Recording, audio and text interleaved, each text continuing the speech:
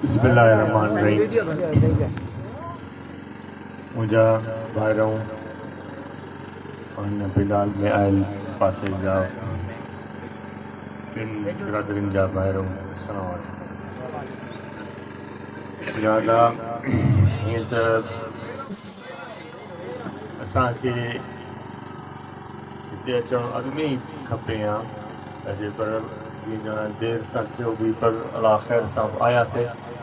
इहो मुंहिंजो कुझु सालनि खां इहो हले पियो जो असां पंहिंजे बिरादर खे हर लिहाज़ खां इकठे कयूं, उन्हनि जा जेके मसइला मसाइल आहिनि उन्हनि खे हल करण जो को न को रस्तो कढियो वञे।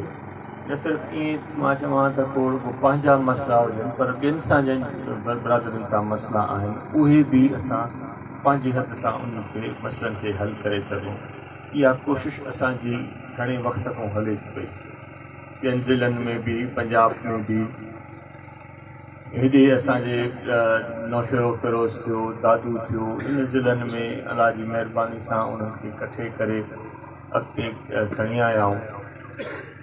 हेॾे बि असांजो इहो त बाबा लाड़ जे पासे जीअं हज साहब जे हूंदे हज साहब जे महिल हूंदो इंसानु असांजी हिकिड़ी हिकिड़े पासे त सम्झां त मां त हिकिड़ो ॿार लथल हूंदो तंहिं हूंदे बि हज साहब जो इहो त तव्हां हिकिड़ो दफ़ो ज़रूरु हलो त हिन दोस्तनि खे जेके बि असांजा भाइर आहिनि उन्हनि खे इकठे कजे, उन्हनि में ॻाल्हियूं उन्हनि जूं ॿुधजनि, हुननि जा को सना थोरा मसइला पाण में जे बिरादरनि में आहिनि उहे जे हज साहब या असां गॾिजी हल कयूं त बि असांजे लाइ इहा ख़ुशी थींदी।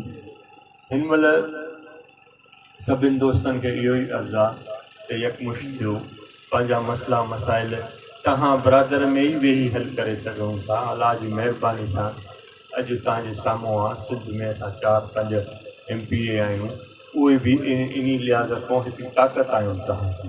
न सिर्फ़ु मां चवां त मां न मां सां गॾु सभु वेठा आहियूं, असां सभु तव्हांजी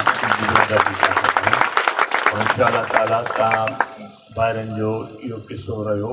असांजी कोशिशि इहा हूंदी त हर कुंड में जिथे बि असांजी बिरादर आहे असां उन बिरादर सां मिलूं, उन्हनि सां मसइला मसाइल उन्हनि जा ॿुधूं।